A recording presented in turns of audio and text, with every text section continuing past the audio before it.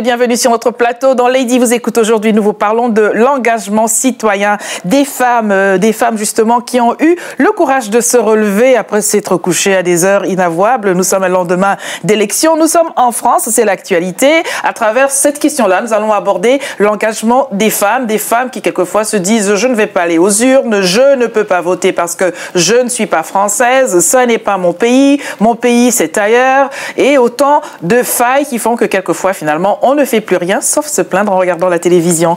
Je voudrais vous présenter Catherine Jogbata. Bonjour, madame.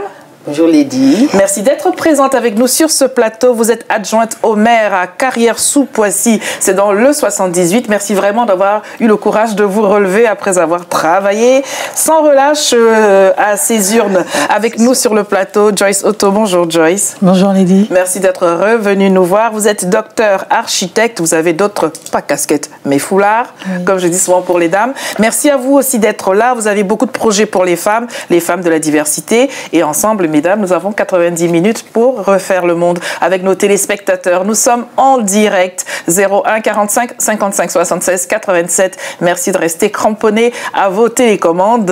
Messieurs, vous êtes les bienvenus au cœur de cette discussion. Alors, d'entrée de jeu, bien sûr, je vais vous demander non pas de commenter les élections, mais vous avez quand même un avis à l'issue de ce premier tour? Oui, bien entendu. Je pense que ce premier tour, en fait, c'est une forme d'audit du pays. Ça veut dire que la France a muté, la France a changé. Il y a également la situation de crise. Et la question qui se pose, c'est la question du lien social, la question de la proximité, la question des repères plutôt que des valeurs. Parce que toute la campagne a été bâtie sur les valeurs de la République. Et il s'agit maintenant des repères au niveau des jeunes, au niveau des femmes, au niveau des plus âgés, au niveau de tous ceux qui entreprennent, etc. Le lien social, une thématique qui se décline beaucoup au féminin, souvent?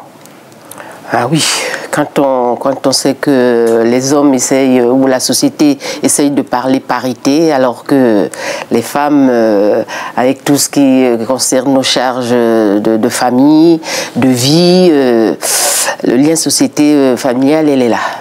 Croyez-moi, la parité, entre parenthèses, il y a à faire.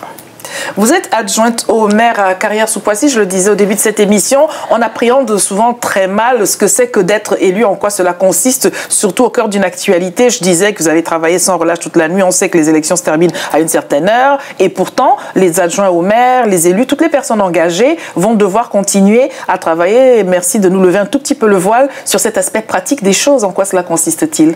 Surtout qu'elle n'est pas finie. Oui. Oh là, le travail a commencé, nous particulièrement dans notre ville.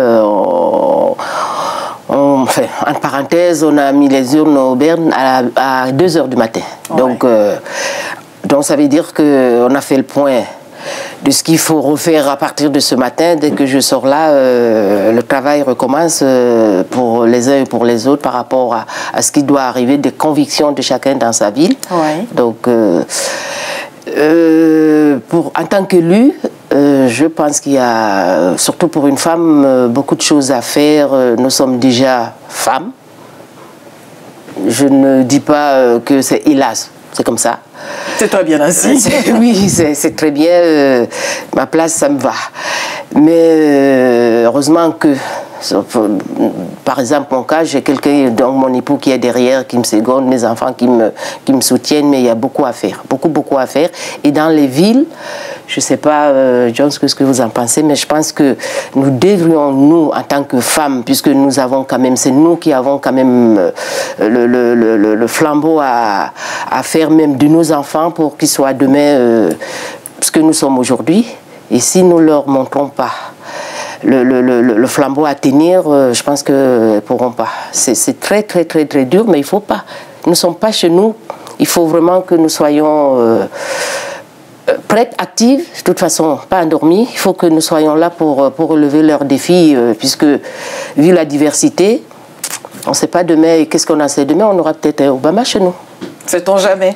Alors, notre sujet s'intitule Engagement citoyen des femmes. J'aurais dû dire attachez le paille, mesdames, l'heure est grave. Est-ce que vous êtes d'accord avec ce qu'elle nous décrit, à savoir s'engager, ou plutôt la question est, est-ce que celles des femmes qui ne sont pas soutenues par ailleurs de l'intérieur, au privé, auprès des enfants, trouvent là un frein réel qui va finir de les décourager quand il s'agit de s'engager?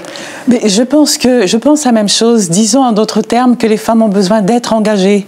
Ce que les femmes ne réalisent pas toujours, c'est que nous bénéficions d'un potentiel intrinsèque au niveau de l'intelligence managériale, parce que nous manageons les familles, nous manageons les entreprises familiales, par ricochet donc les carrières de nos enfants. Ça veut donc dire que nous sommes des leviers de croissance, nous sommes des indicatrices au niveau, sur le plan politique, au niveau des orientations, des modes de gouvernance. Ça veut donc dire que les femmes devraient prendre plus conscience des modèles en fait qu'elles sont, des repères qu'elles représentent.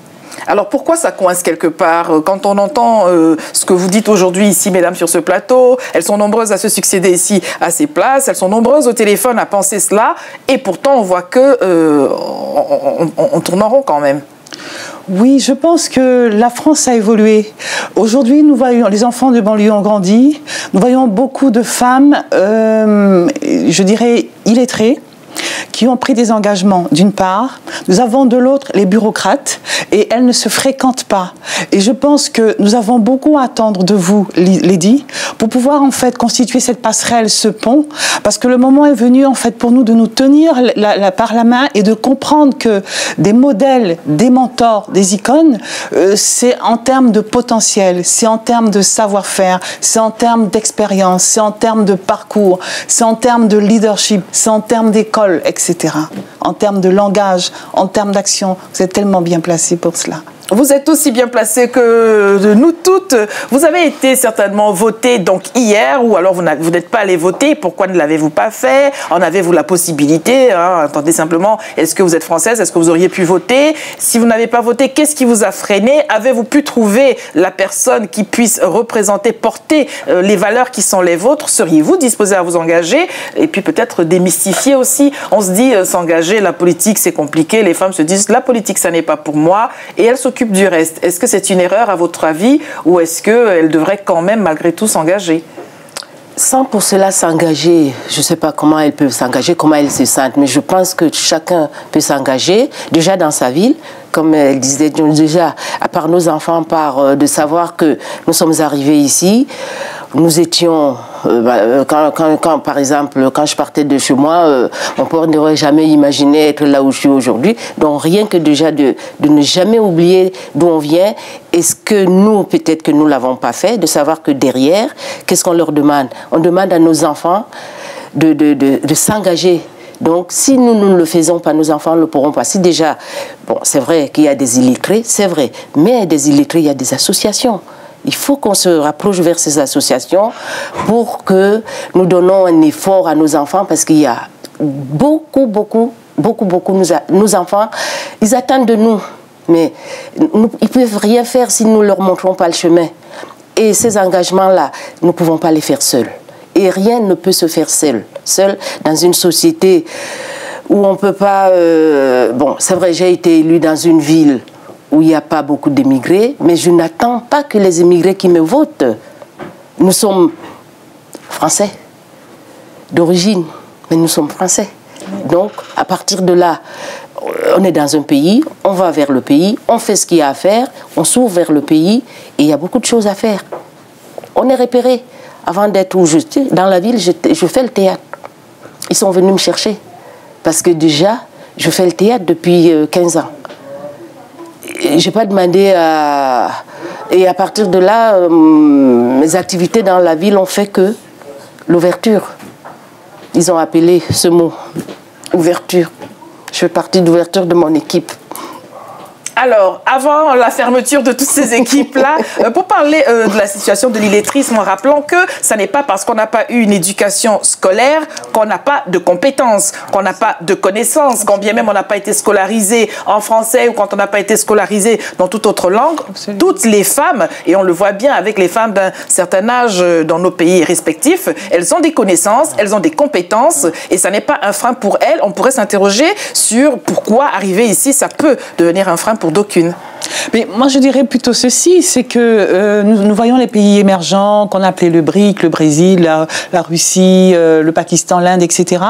Aujourd'hui, est-ce que vous savez que en fait, les nouveaux modes d'investissement qui permettraient en fait de susciter de nouveaux leviers de croissance résident en fait dans les foyers de ces femmes dites illettrées. Ça veut dire que les bureaucrates, d'une part, les technocrates, les femmes chefs d'entreprise ont besoin non plus de se tourner vers les banques puisque les systèmes bancaires ne se sont pas ouverts par rapport à ce dont on avait parlé à l'époque de Schengen. C'est au niveau des femmes illettrées. Ces femmes-là ont un pouvoir d'achat. Ces femmes-là investissent énormément. Et si nous nous tournions justement vers elles, comment les emmener à faire école? Comment nous rendre compte que justement c'est le concours des uns et des autres qui permettrait de créer de nouveaux marchés? La France a besoin de nouveaux marchés. C'est pour ça que je parle d'engagement citoyen scientifique, engagement citoyen économique, engagement citoyen culturel artistique, engagement, etc., etc. Il s'agit de cela. L'UNESCO, pas l'UNESCO, l'ONU plutôt a désigné comme thème de cette année pour la Journée mondiale des femmes le renforcement des capacités des femmes rurales. Est-ce que pour vous ça correspond à une réalité? Parce qu'on pourrait penser que, ma foi, l'ONU c'est une institution internationale qui est à des années-lumière des réalités de ces femmes et pourtant. Mais non, puisque par exemple, ce que je fais, je suis à la coopération décentralisée. Ouais. Quand on essaye de faire une coopération décentralisée dans une ville, et croyez-moi que des sujets qu'on a, vraiment, qui nous sont des dossiers qui tiennent à cœur, c'est toujours des dossiers de femmes qui viennent avec un projet sûr. Et des fois, ces projets, c'est toujours rural, tout ça. Et c'est toujours avec eux qu'on fait c'est toujours, on tient toujours compte. Et c'est tout compte fait, à la finalité, c'est leurs projets qui sont retenus. Donc, les femmes qu'on a beau dire, nos mamans, nos grandes-mères, ils ont géré 15, 20, 30, 50 personnes, étant illettrées. Mais ils géraient quand même une petite entreprise. Et il y a eu des mères qui ont été illettrées, mais qui ont géré des personnes de 20 dans la famille. En faisant quoi? Alors, quand on dit qu'il manque des modèles, ainsi que vous l'avez suggéré tout à l'heure, de quel modèle parle-t-on? Quel autre modèle voudrait donc avoir, puisque tout le monde, en regardant une génération au-dessus dans sa famille immédiate, on va retrouver ces modèles de femmes-là. D'où vient le problème? Le problème, en fait, c'est la proximité. C'est-à-dire que nous avons beaucoup de femmes qui ont des parcours très brillants, mais en fait, qui ne sont pas des femmes de terrain. Et la francophonie, les francophones, la France notamment, a besoin de cette proximité. Ça veut dire, comment pourrais-je m'engager moi aussi, en tenant compte de mes barrages, de mes barrières, de mes complexes? Comment m'appuyer sur telle image, sur telle femme, sur ses larmes, ses cris, ses enfants, sur peut-être des divorces, des deuils, des suicides, pour pouvoir contribuer à bâtir le pays? C'est la proximité, c'est plus de cela. Je me rappellerai toujours d'une chose, c'est que il y a 5 à 10 ans, Madame Taubira Delanon avait dit « Je ne nous ai pas vus ». J'étais toute seule, elle était engagée avec les radicaux. Elle dit « Je ne nous ai pas vus, je n'ai pas vu la diversité autour de moi ». Oui. Madame Taubira, c'est quelqu'un de tellement brillant. Mais moi, je dirais ceci, c'est que pour que Madame Taubira fasse école, encore aurait-il fallu pouvoir l'approcher. Comment l'approcher, comment l'écouter, comment bénéficier de son expérience, quelles ont été en fait ses épreuves, comment a-t-elle surmonté ses épreuves. C'est ça en fait le leadership. Dans la francophonie, nous avons un problème de leadership en fait. Nous ne prenons pas à cœur notre rôle de directeur en fait, de directeur, je dirais d'indicateur, de mentor. Il s'agit du mentorat. Alors, n'avez-vous pas le sentiment que si on en revient à la culture, aux cultures africaines, puisque l'Afrique est diverse et variée, cet accompagnement des personnes n'était jamais seul en elles. On ne faisait pas asseoir une telle et une telle autre personne en disant « tu vas prendre des notes, moi je vais te guider, je suis ton mentor, grand 1, voici ce qu'il faut que tu fasses, grand 2, voilà ce qu'il faut que tu fasses ». Les gens apprenaient en voyant faire autour de soi. Retenez que quand on fait ceci, c'est ce que l'on peut faire. Quand on ne fait pas telle autre chose, c'est peut-être ce qu'on ne doit pas faire. Et ce que dénonce là Joyce Otto, est-ce que vous êtes d'accord avec ce schéma-là, cette rupture de mentor, cette rupture d'accompagnement, de leadership au féminin? Oui, mais je pense aussi que nous sommes un peu perdus, nous-mêmes. Ouais. Parce qu'on arrive, par exemple, dans ce pays où nous sommes isolés, si on veut. Si on veut être isolé, on l'est. Je ne suis pas là pour parler de mon cas, mais par exemple, j'ai été élue. Comme je l'ai dit, on est venu me chercher, j'ai été élue. Mais cette élection, c'est bien, j'étais contente, mais je me suis sentie seule. J'aurais voulu avoir partagé ça avec les Africaines, en parler, et je suis encore toujours prête de leur dire avancez, allez-y, ne restez pas chez vous. Je suis seule et dans ma commune, je n'arrête pas de dire aux autres venez. Parce que quand on fait des sorties, on organise ceci, je ne les vois pas et je n'arrête pas. Bon, aujourd'hui, on pense que quand je le dis, c'est parce que je fais la campagne. Non, je ne veux pas, après moi, qu'il n'y ait plus. Pourquoi moi et pourquoi pas d'autres? Alors, qu'est-ce qui vous manque, à votre avis, justement, pour faire réagir ces personnes-là, pour qu'elles vous rejoignent, pour que celles des personnes qui voudraient s'engager puissent le faire? Qu'est-ce qui manque? Il manque déjà la conviction aux gens. Au propre, je ne sais pas, la conviction. C'est-à-dire que je parle de mon cas toujours, oui, dans ma commune, où je rencontre plusieurs immigrés, plusieurs sœurs, cousins de jeunes de moi. Je leur dis, mais venez. Je leur dis même comment venir. Attends, il dit, attendez, si on demande un logement, le maire est là, on fait une association, on est là, à porte ouverte. Il y a, par exemple, on fait une... Et si ici, il n'y a personne? S'il n'y a personne, si vous êtes là, mais vous avez un maire direct, vous pouvez lui parler de votre cas. Vous attendez plus à prendre rendez-vous.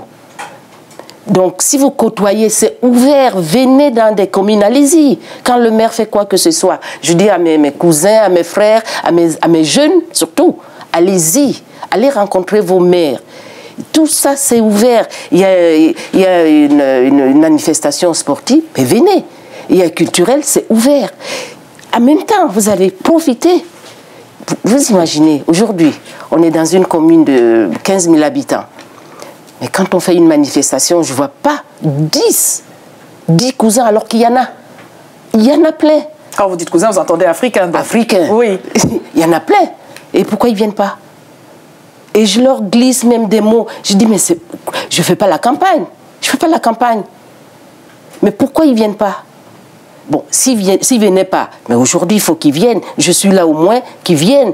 Vous imaginez, le maire qui voit dans sa ville 10 000 émigrés qui sont là le jour au lendemain, qui sont là tout le temps dans une manifestation, 20 000. Il ne va pas porter des yeux sur lui, sur ceux-là? Oui. Et si nous restons chez nous, est-ce qu'on a besoin de demander quelque chose? Non, mais ça veut dire que nous devenons citoyens. Ce maire-là, il va s'intéresser à eux. Nous allons prendre Madame à Orléans. Bonjour, nous vous écoutons. Oui, bonjour Madame Gomang. Je suis encore une fois très heureuse d'assister à votre émission et je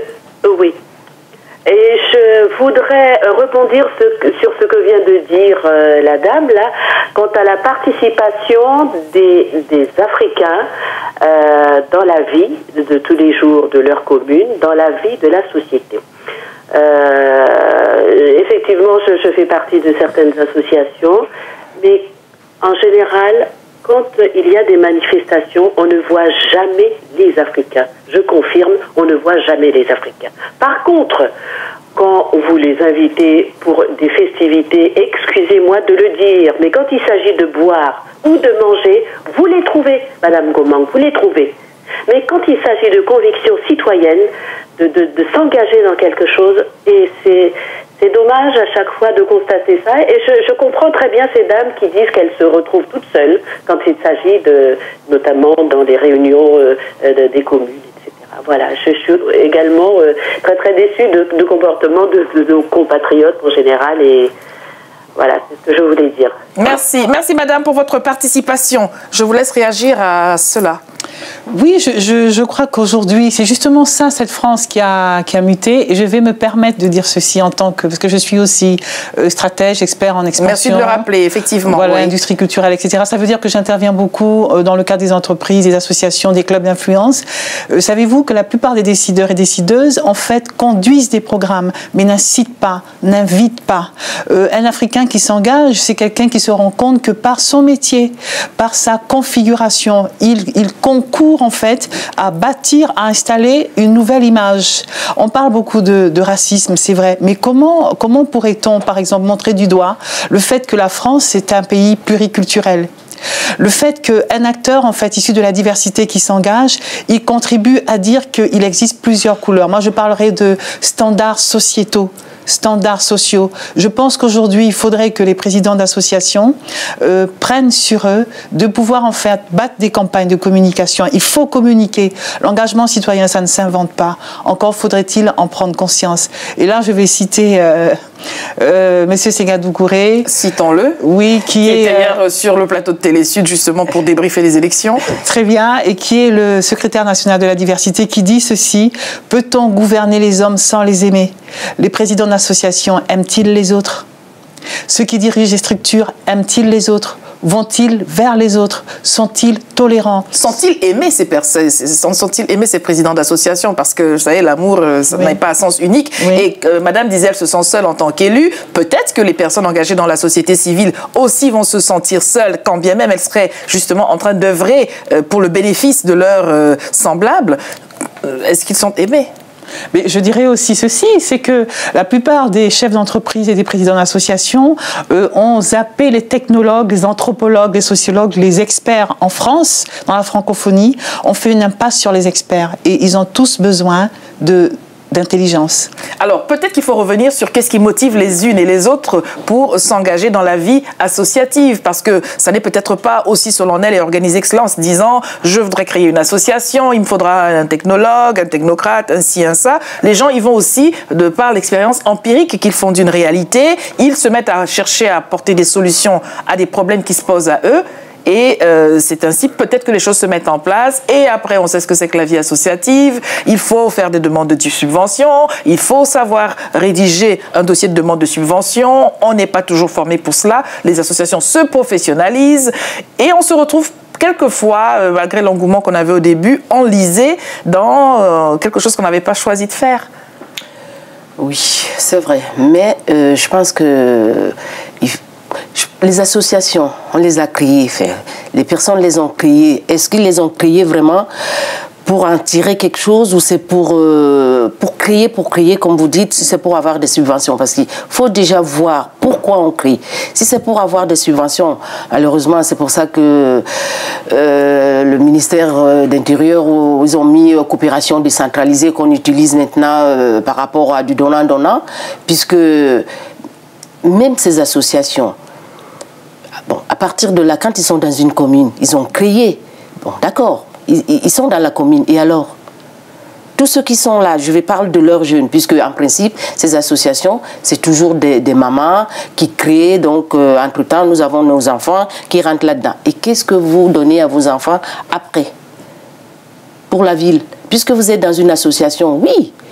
J'ai essayé même de faire en ce que les associations chez nous se réunissent pour qu'il y ait une. Je leur ai dit, je ne suis même pas là-dedans. Et j'essaye même de tirer des formations, de passer par derrière ce que je ne dois pas faire, pour essayer de leur donner une formation pour que... Et ils restent compris dans leur association. Malheureusement, quand ils sortent de cette association, c'est tout. Et alors après, ça donne quoi pour une commune, pour un maire? Madame au téléphone disait tout à l'heure, boire et manger, elles sont présentes, mais par ailleurs s'engager, on ne les voit pas. Est-ce que c'est la réalité que vous rencontrez sur le terrain en tant qu'élu, en tant que femme engagée? Est-ce que vous seriez de cet avis-là? Moi, je l'expliquerai pour une raison, c'est que dans les pays africains, l'engagement patriotique citoyen n'existe pas vraiment. N'existe pas, et c'est pour ça qu'il y a et le ricochet de cela, c'est au niveau du marketing. Vous savez que dans les entreprises, en fait, moi je dirais qu'une des raisons de cette crise, c'est l'absence de marketing. Le marketing, ça veut dire que j'ai un produit, je voudrais lancer un produit d'entreprise, je vais rencontrer l'autre, je tiens compte de son pouvoir d'achat, de ses besoins. Alors en fonction de cela, il y a un marché. Ça veut dire aussi que les Africains sortent déjà pour faire la fête, c'est très très très bien. Maintenant, lorsqu'ils sont sortis pour faire la fête, qu'est-ce qu'on leur dit ? Est-ce qu'on leur dit, tu peux, qu'est-ce que tu fais dans la vie? D'où les réseaux, il y a eu beaucoup de réseaux. Il y a un travail, il y a une campagne à mener à ce niveau-là. Marketing social, marketing juridique, appelons-le comme marketing politique. C'est un métier, hein, le marketing. Les relations publiques, c'est un métier. Vous avez parlé de bâtir la nation, bâtir le pays, et moi j'ai envie de dire bâtir la maison. La question du logement est une véritable question quand on est une maman, on veut un toit sur sa tête, sur la tête de ses enfants. Quand on n'a pas réglé ce problème-là de manière décente, du point de vue de la personne qui est concernée et non pas du point de vue des organismes sociaux, des institutions, quand on n'est pas décemment logé, c'est une turpitude suffisamment pesante pour ne plus avoir envie, peut-être par ailleurs, de s'engager à l'extérieur. Quand on n'arrive pas à faire tenir le toit de sa maison sur sa tête, on se dit je vais rester là où elle est et je ne vais pas m'éloigner parce que ça pourrait tomber, au sens propre comme au sens figuré. Alors en tant qu'élu, est-ce que la question du logement pour les cousins, comme vous dites, et les cousines, ça pourrait être un frein à l'engagement de tout ordre? Je pense pas. Je pense pas. Je viens pas parler de ma vie, mais j'ai commencé vraiment avec une chambre à coucher avec 4 enfants. Ouais. Donc, je pense pas que déjà à partir de là, j'étais déjà vers les autres. J'ai toujours été vers les autres par rapport à, puisque, bon, je redis ce qui m'arrive aujourd'hui, j'ai pas demandé, c'est l'engagement vers les autres. Le logement, je pense pas que c'est un frein à soi par rapport à, mais ça peut être aussi l'électrisme, ça peut être aussi, si on va par là, si on reste dans son coin, je pense qu'on ne pourra pas arriver. Et si on se réunit pas, je pense, comme disait John, il faut qu'il y ait une espèce de marketing, je pense, pour les Africains, au lieu de parler association toujours, de chacun pour soi, je pense qu'il y ait quelqu'un où, je sais pas, qu'on arrête d'être chacun pour soi, qu'on arrête de dire moi, qu'on arrête de... Moi, j'aurais voulu, je redis, j'aurais voulu, et je suis encore prête et être derrière, et ne même pas figurer sur la configuration de ceci, c'est là, à tirer de mon expérience, à donner et être derrière. Je ne veux même pas être figurante sur la liste de ceci, mais je vais être derrière pour qu'il y ait plus, que ce soit dans quelle ville qu'on m'appelle, je donne ce qu'il faut et qu'il y ait des clés. Je ne veux plus être seule, je ne veux pas être seule. Je veux qu'après moi, qu'il y ait des milliers de jeunes qui soient maires, qui soient... Je veux un président un jour chez nous. J'espère que votre appel va être entendu. Je voudrais vous emmener, mesdames, à Villebon, sur Yvette, au téléphone à monsieur. Bonjour. Madame, bonjour. Bonjour, monsieur. Et je suis désolé de vous déranger ce matin. Je suis très ému de votre émission. Et ça tombe très bien parce que là, le thème il est tellement intéressant qu'on n'a même pas le temps d'en finir. Je vais rentrer dans le vif du sujet. Vous avez les associations féminines, comme elle a dit votre collègue assise à côté de vous, c'est vrai, c'est un chacun pour soi. C'est vrai, c'est un chacun pour soi. Mais le problème, c'est qu'il n'y a pas de consensus, au fait. C'est que chacun y vient, il prépare, il prend pour lui, il part, il laisse l'association. C'est pareil comme en Afrique, votre collègue elle a dit. Et quand nous suivons l'évolution, par exemple, des politiques en Afrique, surtout dans nos pays africains noirs et tout, je vais dire, quand il y a, je dis bien, des mouvements, une personne à qui on fait confiance dans un gouvernement ou qui a un frère dans un gouvernement qui fait une association, moi je crois que l'argent qu'on doit donner, ça sert pas à elle, mais plutôt à... Comment j'appelle ça? À ceux qui sont derrière elle. Et c'est pareil même en France, on le voit. Quand les gens ils font les mouvements de logement et tout ça, on va s'asseoir devant les églises, on dort dans les immeubles, devant les administrations. Mais après, ceux qui sont dotés, quand on choisit 3 personnes en tête pour dire oui, voilà ceux qui étaient devant l'association, voici ceci, cela. Mais les gens ils tirent leurs pieds et chacun s'assoit à la maison et ça devient asseyons-nous et Dieu nous poussera nous tous. Ben oui, madame. l'administration française ne nous prendra pas en compte. Puisque déjà nous-mêmes nous sommes divisés. Oui. Nous sommes divisés. Nous sommes divisés. Vous imaginez un instant, moi je fais une association, je mets le nom de ma soeur, elle met le nom de son frère, elle met le nom de son cousin, même le cousin qui n'est même pas encore quitté, qui n'a pas encore pris l'avion de son pays jusqu'ici, son nom il est dedans. Et on leur attribue des maisons, et ceux-mêmes qui ont dormi à l'air libre, ceux-mêmes qui sont restés des mois et des mois en train d'attendre, ils sont lésés. Ben, madame, il faudrait que nous mettons un peu d'eau dans notre vin pour nous donner une image propre à nous-mêmes en Afrique. Moi, je vous donne un exemple typique. Vous êtes africaine, vous allez comprendre. Vous êtes africaine, vous allez comprendre. Lorsque vous allez sous la Bapalade et qu'il y a des malentendus entre villageois et ceci, quand le chef il dit c'est réglé, c'est réglé. On est d'accord, madame. Mais aujourd'hui, quand nous voyons ici en France, du moment déjà où on se dit, quand on arrive dans ce pays, c'est chacun qui s'assoit et Dieu le pousse, je vous dis que tout ce que nous allons entreprendre, c'est zéro. Merci, monsieur, pour votre intervention. Mesdames, des commentaires sous l'arbre à palabres ce matin. Êtes-vous d'accord avec monsieur? On va commencer par le logement. Alors, je voulais que vous réagissiez à cela. Est-ce que pour vous, le logement pourrait être un des freins majeurs pour celles et ceux qui ne s'engagent pas, les femmes notamment, puisqu'elles ont quand même à cœur de protéger leur famille, c'est légitime. Est-ce que c'est un véritable frein? Je répondrai ceci, c'est que les modifications au niveau de l'habitat ont été emmenées par une femme américaine. C'est elle qui a modifié le logement. Ça veut donc dire que le logement est justement un facteur d'engagement. Le logement permet de se rendre compte que le logement, c'est un tissu, hein, je peux même dire une micro-nation. Et c'est un point d'ancrage. Ça veut donc dire que je dirais plutôt que nous avons besoin d'être éduqués, d'être sensibilisés. Nous avons besoin d'une culture urbaine, à savoir quelle est la différence entre un village et une ville. Et dans les villes, alors, lorsque nous avons cette nappe, ce tissu, qu'est-ce qu'on en fait? Quand on prend ce départ, qu'est-ce qu'on en fait? C'est plutôt ça. Je dirais aussi à l'encontre des frères et des sœurs, c'est qu'il est temps de croire que la colo et les guerres d'indépendance, c'est tellement loin derrière nous. Aujourd'hui, nous sommes contemporains, des acteurs d'influence. Quel type d'acteurs sommes-nous? Les présidents d'associations qu'ils font, parce qu'il y a un amalgame entre la réalisation personnelle et en fait un engagement que l'on prend pour pouvoir permettre de développer, de conduire des développements durables. Il y a un petit amalgame. Ça veut dire aussi qu'il nous incombe, il incombe aux leaders, il incombe aux élus, de pouvoir rencontrer la société civile et de repositionner l'engagement citoyen. De quel engagement citoyen parlons-nous? Comment relever les défis? Aujourd'hui, nous d'origine africaine, nés en France ou ailleurs, quel est notre défi par rapport à la France, par rapport au monde? Voilà. Monsieur à Toulouse, bonjour. Est-ce que pour vous, l'engagement citoyen se décline de la même manière selon qu'on a un homme ou une femme? Bien sûr. Ça, c'est décrit de la même manière. Mais par contre, je veux juste un peu réagir par rapport au monsieur qui vient d'énumérer tout ce qui est les propos qui viennent de passer. Enfin, ce que je veux dire, c'est que en fait, le problème de l'association des Africains en France, le problème numéro un, c'est qu'ils ne sont pas outillés.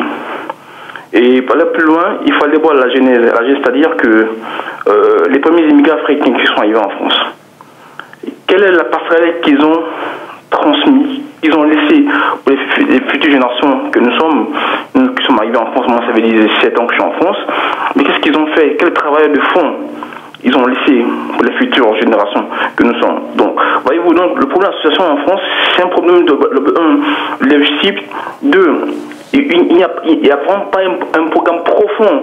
C'est une affaire personnelle. Les gens ils viennent pour embobiner, les gens on crée une association parce qu'on a des ambitions personnelles.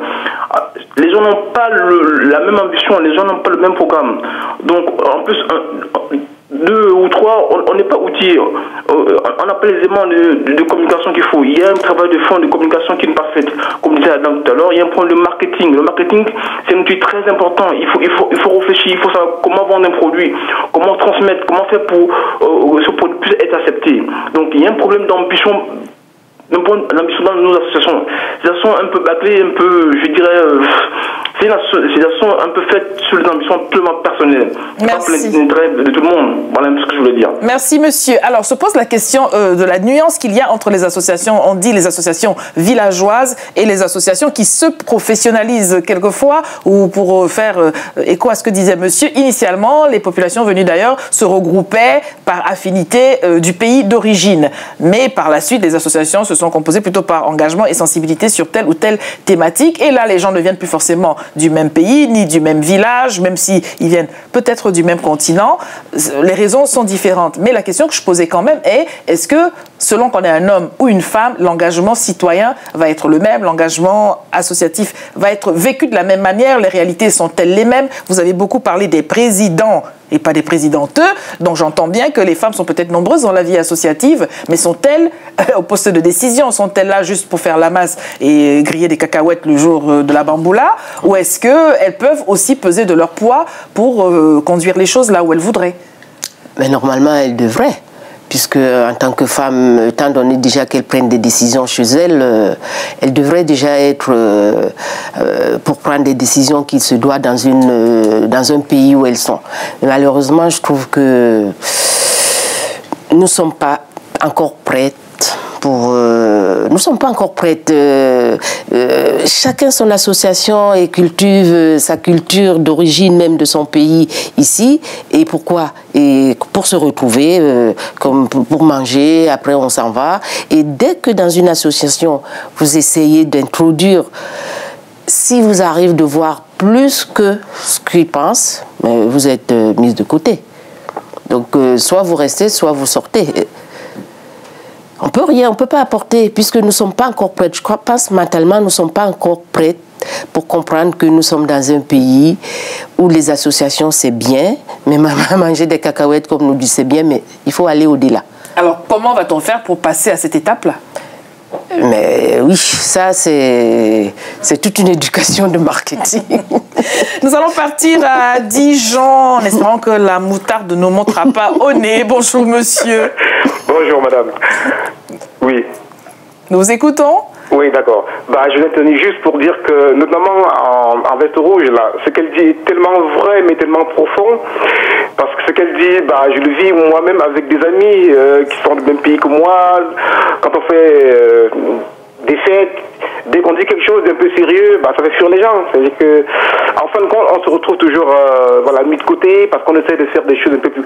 C'est-à-dire que ce qu'elle dit est tellement vrai, mais j'ai l'impression qu'on la comprend pas. Et du moins... Parce que j'essaie de dire la même chose à mes amis, à ma famille, mais j'ai l'impression qu'on ne me comprend pas. Alors, je sais pas. C'est juste pour dire ça. Merci monsieur. Comment va donc ton faire? On a entendu parler de marketing, de connaissances et tout. Est-ce que, parce que quand les gens s'engagent dans la vie associative, peut-être que c'est un engagement qui est motivé par une carence, une lacune autour de soi. On veut répondre à un besoin et à ce moment-là, on ne se dit pas « Oh, mais avant que d'y répondre, je vais aller voir un spécialiste qui certainement vit de ce métier, donc va me demander un argent que je n'ai pas pour le payer. » Les gens essaient de trouver, en fait, d'apporter des solutions aux questions, aux réalités qui sont les leurs et sans se poser d'autres questions. Mais justement, c'est là qu'interviennent les nouveaux modèles de société, de nouveaux modèles, de nouveaux standards sociétaux. Ça veut dire que aujourd'hui, il est peut-être temps que les élus se lèvent, issus de la diversité. Il est peut-être temps de voir des acteurs arborer un nouveau langage. Et il s'agit de campagne. Je crois qu'il est temps de voir des mentors. Moi, je les appelle des jeunes mentors. Et donc, j'ai une démarche à ce sujet-là. Il s'agit de voir des jeunes mentors se lever. Alors, parlons-en de cette démarche, si vous voulez bien lever le voile dessus. Oui. Pour édifier tout notre public, d'ailleurs. Oui, des jeunes mentors, en fait, ce sont des personnes qui peuvent faire école parce qu'elles ont travaillé, elles ont œuvré en tant que professionnelles, parce qu'elles ont un parcours, parce qu'elles ont une identité, parce qu'elles ont des ressources, parce qu'elles ont un style, une manière d'être, parce qu'elles ont connu, en fait, des échecs. Avoir des mentors, ce sont des personnes qui vous tendent la main et qui vous disent ceci: sur le plan du mécénat technologique, tu peux t'appuyer sur moi, tu peux t'appuyer sur mon mon expérience. Tu peux t'appuyer sur mes structures. Pour répondre à ce dont vous parliez au niveau des associations villageoises et des associations dites professionnelles, c'est vrai que les structures juridiques associatives ont été adoptées. On le conseille beaucoup aux jeunes diplômés parce qu'ils n'ont pas de pécule, ils n'ont pas de capital. Et il y a une différence avec les associations villageoises qui correspondent un peu à ce qui s'est divulgué, ce dont nous parlions. Mais un jeune mentor pourra justement dire aujourd'hui, voici quel était mon départ, voilà quel était le clivage social, le standing de vie en fait, le statut. On ne parle pas de statut social en France. Et tous ces problèmes, ces fléaux sont issus de cela. Il faudrait pouvoir parler des standards sociétaux. J'ai juste envie de vous demander de décliner cela au féminin parce qu'il est quand même des spécificités qu'on ne peut pas ne pas voir. Oui. Ce sera après notre téléspectateur à Londres. Bonjour monsieur. Oui, bonjour Lady. Bonjour. Ouais, j'aimerais intervenir par rapport au sujet. Je voudrais dire que le manque d'engagement des Africains dans tout ce qui se passe en France est dû au fait d'abord à leur statut. Parce que quelqu'un qui vient d'abord d'Afrique, il vient comme la plupart du temps, ils ne viennent pas de façon officielle. Quand ils viennent, ils ont soit des visas qui ne leur permettent pas véritablement de rester. Et puis il y a ceux aussi qui n'ont pas de visa qui rentrent. Quand ils rentrent aussi, il y a beaucoup de précautions à faire. Alors quand ils se retrouvent devant les dames, comme la dame en rouge, je viens d'oublier un peu son nom, on a des synthés. Ils ne peuvent pas s'engager auprès de ces personnes-là. Donc, ils ne peuvent pas véritablement les côtoyer de peur d'être dénoncés.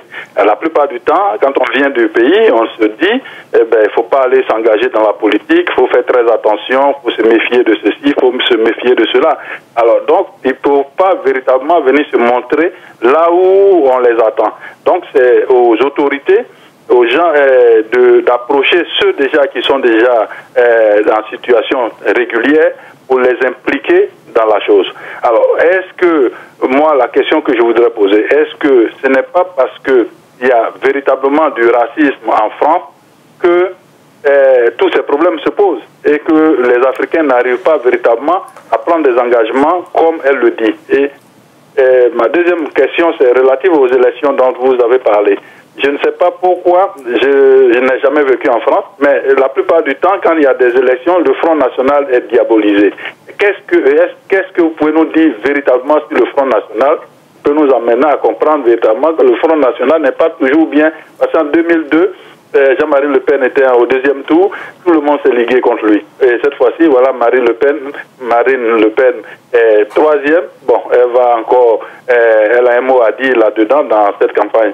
Alors, est-ce que le Front National est seulement un raciste ou alors c'est pratiquement la plupart des Français? Merci.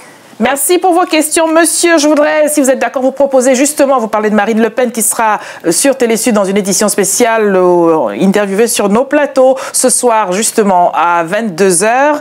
Et pour la première question, monsieur parlait des personnes qui arrivent. Moi, je parlais du logement, mais peut-être qu'un préalable avant cette accessibilité au logement, c'est quand même la régularité de la situation administrative. C'est une véritable question. Quand on rase les murs parce qu'on n'a pas de titre de séjour ou parce qu'on ne l'a pas encore, effectivement, le reste devient vraiment futile parce qu'on a toujours, en permanence ce problème, cette question-là que l'on veut d'abord régler.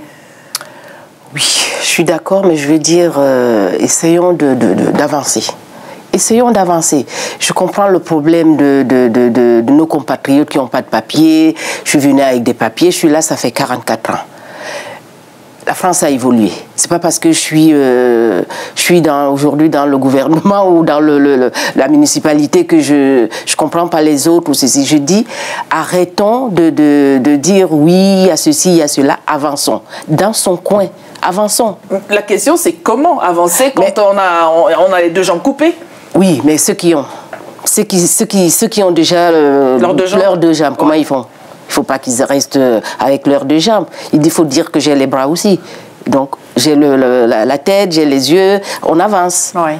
Est-ce que les femmes, pour celles des personnes qui sont engagées, quand bien même elles ne seraient pas nombreuses, toutes ces personnes-là, est-ce que, si on doit faire un pourcentage, il y a plus de femmes engagées, que ce soit dans la société civile ou en tant qu'élues, je parle là des personnes venues d'Afrique, est-ce que les femmes sont plus nombreuses que les hommes ou est-ce que c'est 50-50? Parce que je ne ferme pas encore la parenthèse d'avancement. Toutes celles qui ont, ou ceux qui ont des associations en tête, donc président, ils sont déjà en règle. Parlons de ceux, ils sont déjà en règle. Donc, nous parlons de ceux qui sont en règle là. Nous ne parlons pas de ceux qui sont, ceux qui ont ouvert des associations, ceci. Ça veut dire que si la loi de 1900 a déjà abrouillé, ça veut dire qu'on l'a. Ouais. On est déjà en règle. Donc, il faut qu'on avance. Il y a quelque chose que je n'arrive pas. Je parle toujours dans ma commune, où il y a quand même des associations, où je fais le rabattage de jour en jour. Et ça, je le dis. J'espère que les gens me voient pour témoigner, pour dire que c'est vrai. Venez, venez, venez. Et il y en a qui, par exemple, parce que mon maire, il fait ceux qui ont la naturalisation, il y a une fête, tout ça. Si j'arrive à être là, je leur dis, venez, revenez, ne prenez pas votre carte et allez rester chez vous, revenez. Moi, je trouve qu'il faut qu'il y ait un marketing, il faut qu'il y ait ceci, et donnons à chacun son dû, comme on dit, là où vous êtes très bien là où vous êtes. Mais attendez, vous êtes très bien. Ne me dites pas que vous n'avez pas de concurrence là où vous êtes. Ce poste-là, ne me dites pas. Vous maîtrisez tellement votre mission, vous travaillez tellement bien que... Attendez, vous n'avez pas commencé comme ça. Je touche du bois. Mais oui, mais attendez, mais vous n'êtes pas arrivé d'Afrique le jour au lendemain, se mettre là où vous êtes. Et même si vous êtes venu d'Afrique, je ne sais pas votre parcours par rapport à où vous êtes aujourd'hui, par rapport à ce poste que vous avez, mais il faut mettre du sien. Faut aimer déjà. Vous êtes arrivé, donc déjà, on ne va pas parler comment on est arrivé ici, mais on arrive. Vous arrivez dans le pays, ne restez pas dans votre coin. Allez vers les autres. Allez vers les autres. Nous allons prendre monsieur à Toulouse à nouveau, je pense bien, donc sur l'engagement citoyen des femmes. Nous vous écoutons, monsieur. Oui, moi j'appelle parce que je veux juste un peu réagir par rapport au propos de monsieur qui est intervenu tout à l'heure. Je veux m'inscrire un peu en faux. Ce qu'il a dit, bon, je pense que de mon point de vue, ce n'est pas vrai. Il faut savoir que la plupart des associations en France qui dans toute la France, d'abord les gens qui vont une vie associative, d'abord c'est des gens qui, de façon communautaire, au niveau de l'Afrique, il y a plein d'Africains qui viennent en France, et ces Africains vivent de façon communautaire, donc il y a tellement d'ethnies, donc les gens se retrouvent en association de façon ethnique, c'est-à-dire que moi je suis gabonais, je suis franc, écoute, on se retrouve entre francs, l'autre il est pour nous, il se retrouve entre nous, c'est le vrai problème en France des associations, c'est ça, c'est une affaire de communauté, mais ils ne vont pas le sens de l'association pour aider les gens. C'est pas vrai ce que monsieur a dit là. Ou parce que quelqu'un avec un visa pour séjour ou leur séjour, je sais pas ce qu'il a dit, mais ça n'a rien à voir. Les associations ici en France, les gens ne savent pas ce qu'est une association. Comme je te disais tout à l'heure, il y a un point de marketing, il y a un point de fond. Quels sont les intérêts pour les communautés africaines en France? Quelle est vraiment leur démarche? Qu'est-ce qu'ils veulent dans leur association en France? C'est ça le vrai problème de la question. La question n'est pas que parce que quelqu'un a un problème de visa, parce qu'il n'a pas se fait dénoncer. Non, c'est savoir quelles sont les priorités des gens, les Africains en France. Pourquoi on crée une association en France? Pourquoi elle est là? À quoi elle sert? Et le point de la communication, le point du marketing, il y a un point de l'outil. On n'est pas outillé pour transmettre des messages qu'il faut pour qu'on aille de l'avant. Les gens se retrouvent en communauté. Vous faites le chef ensemble, vous faites le photo ensemble. Voilà où les Africains sont limités. Ils ne vont pas là avec des associations pour créer une dynamique, une synergie pour aller sur le problème de fond, le problème des Africains qu'on a en train de subir en France, entre le racisme, le problème du travail, le problème du logement. Ils ne sont pas, disons, ils ne sont pas ancrés dans cette problématique. Merci monsieur. Les bons, les fêtes, voilà le gros problème, c'est pas un peu des visas, comme dit monsieur. Merci monsieur de Toulouse. Alors, plusieurs questions. J'étais partie, moi, à vous demander, je n'avais pas encore eu votre réponse sur ce point-là. Y a-t-il plus de femmes, cependant, que d'hommes dans ces engagements, que ce soit parmi les élus ou les gens dans la société civile, au regard de ce que vous avez constaté? Dans des associations? En général, élus, associations, les femmes sont-elles plus présentes que les hommes? Elles sont plus présentes. Que les hommes? Oui, elles sont plus présentes que les hommes. Moi, ce que j'ai constaté par rapport à... Oui. Autre point, j'allais dire que vous allez gagner un marché, madame la spécialiste, parce qu'on l'entend au téléphone, madame le dit sans arrêt. Il faut donc des spécialistes pour accompagner les associations. Alors, deux questions. Est-ce que les associations franco-françaises ne fonctionnent-elles pas, elles aussi, par affinité, entre nous les Bretons, entre nous les qui aimons le ski ou je ne sais pas quoi? Est-ce qu'il n'y a pas toujours cette convergence vers quelque chose qu'il est un dénominateur commun? ce serait peut-être légitime, d'une part. D'autre part, est-ce que vous pensez que les femmes sont, pensez-vous, non, constatez-vous, des femmes et des hommes lesquels sont les plus nombreux, cependant, je parle là de la communauté africaine, qu'est-ce qui justifie que les uns soient plus au front que les autres, et comment peut-on faire pour que tout le monde y soit d'ailleurs au front? Mais je dirais ceci, parce qu'en fait, il y a différents petits points à relever. Je dirais ceci, je voudrais rassurer déjà les personnes qui ont téléphoné en leur disant qu'il faudrait aujourd'hui changer d'orientation, concevoir que le monde a besoin d'investisseurs. Il s'agit aujourd'hui pour des Africains de ne pas considérer leur statut, c'est-à-dire leur papier, mais leur apport, en fait, en termes de capital, en termes d'investissement. C'est ce dont toute nation a besoin. Et c'est ce qui a permis, je crois, au Canada de partir sur des politiques d'immigration, sur l'Italie et plein d'autres pays, tout simplement parce que par ces flux-là, on voyait des personnes qui étaient étrangères, mais qui apportaient, en fait, des devises. C'est plus ça. J'ai été interpellée toujours comme stratège dans beaucoup de structures où vous aviez des femmes qui n'avaient vraiment pas de papier, comme on peut le dire, mais qui étaient propriétaires, qui sont propriétaires en France. Et c'est quelque chose de remarquable. Donc ce que je voudrais dire aussi, c'est qu'il ne s'agit pas des franco-français ou d'associations. Non, je pense que c'est une question de culture.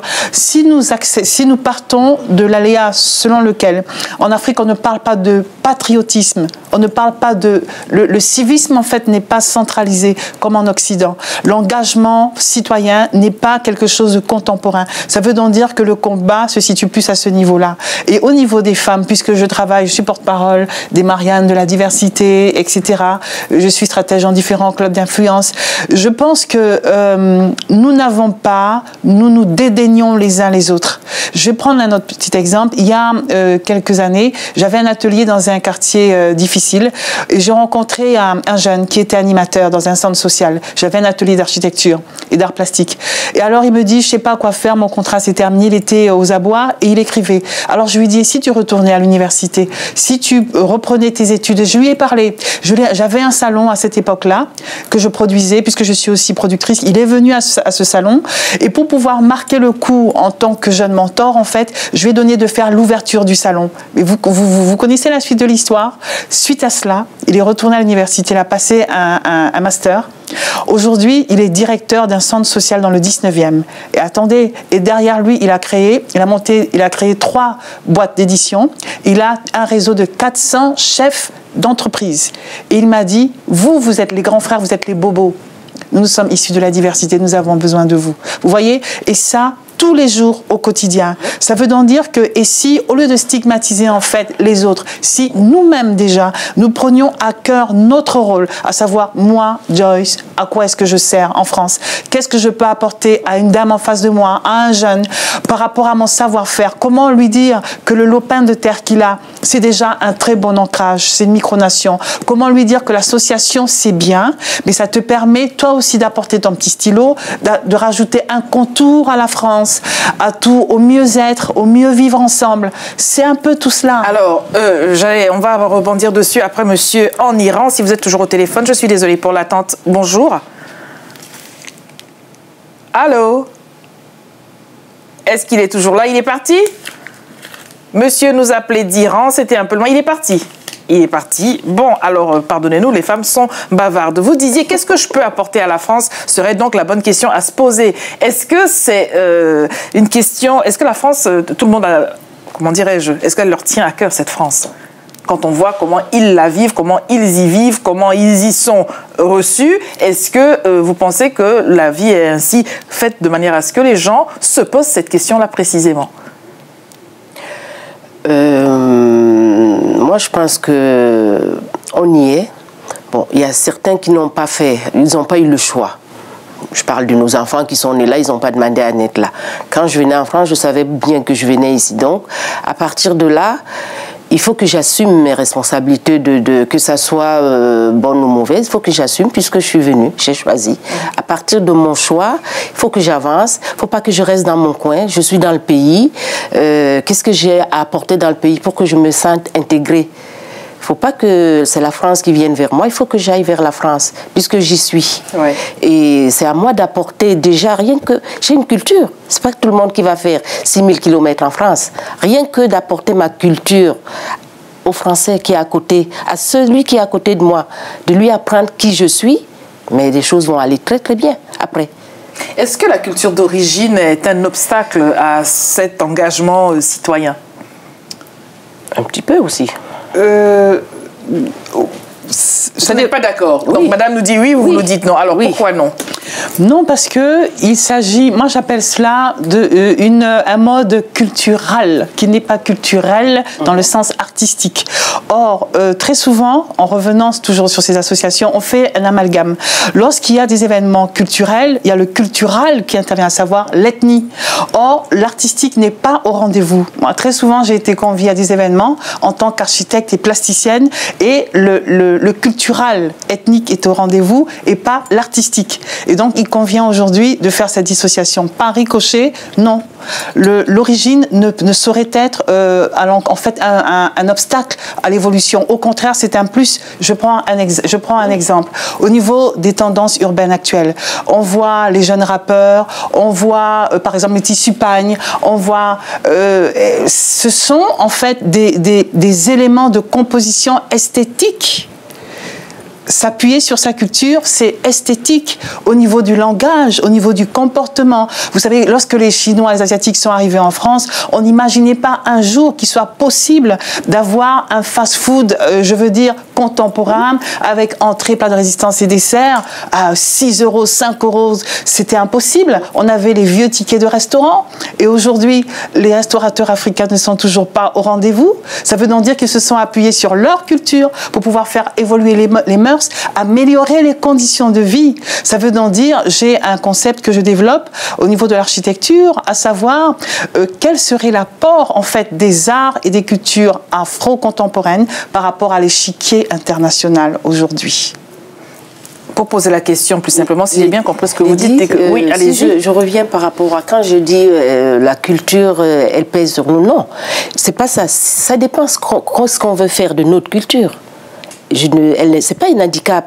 Oui. Au sens où peut-être que John l'a compris. Non, c'est pas... Alors, en quoi est-ce que c'est un obstacle, disiez-vous? Je veux dire que c'est un obstacle si on ne la développe pas, si on reste avec notre culture, justement. On reste dans nos familles. On n'évolue pas vers les autres. Mais sinon, c'est un atout énorme. Vous parliez d'ouverture tout à l'heure. Alors, ouverture, forcément, est-ce qu'il serait illégitime de juste rester qui on est, où on est? Par exemple. On peut rester qui on est, mais tout en s'imposant, on a une culture. Oui. Je suis en France, mais j'ai ma culture. Au contraire, elle est là. Elle est là. Je ne peux jamais changer ma culture. Je ne pense pas. Même nos enfants nés là, on leur donne, ils ont 50 à l'extérieur et 50 à la maison. On a nos cultures et on a la chance de l'avoir. Justement, c'est cette chance-là, de cette culture que nous avons, de ce capital qu'il faut utiliser. Il faut. Tout à l'heure, on parlait des subventions et d'aucuns disaient, oui, des associations pour gagner de l'argent, mais quand on veut changer le monde, transformer le monde autour de soi, il faut des moyens et notamment des moyens financiers. Alors, quand ces personnes engagées, ces femmes engagées, quand de l'argent, elles n'en ont pas nécessairement alors qu'elles ont de très bonnes idées, est-ce que justement les subventions ne sont pas un raccourci, sauf si ces subventions-là, par ailleurs, leur sont attribuées avec des exigences, à savoir faire des choses qui finalement ne correspondent plus à leurs objectifs quand elles ont créé l'association initialement? Moi, je réponds en tant qu'élu, des associations qui viennent chez nous pour demander des subventions, ah non, mais des fois, finalement, ils ne savent même pas ce qu'elles font vraiment au départ. Et créer, c'est pour ça, et créer pour créer. Je vois cette année, par exemple, il y a des associations que j'étais un peu... Ils n'ont même pas demandé la subvention. Et pourquoi? Parce qu'ils n'ont rien fait. Parce qu'on donne la subvention de l'année qui suit par rapport à ce qu'on a fait. Si vous n'avez rien fait de l'année, on ne vous donne pas une subvention et ça m'a fait mal, moi. Ça m'a fait très, très mal.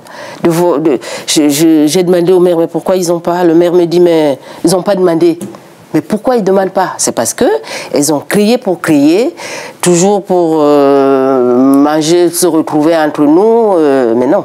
Est-ce que quelque part les élus ne seraient pas tout de même responsables ou n'auraient pas leur part de responsabilité, les élus dans les municipalités, leur part de responsabilité dans ce qu'on appelle aujourd'hui comme communautarisme, quand on nous dit faites-nous un couscous géant ou faites-nous quelque chose comme au pays, c'est quelque part aussi injonction à apporter ce qui certes est une richesse, mais qui contient peut-être les gens dans cette identité quand bien même ils voudraient s'ouvrir au monde extérieur.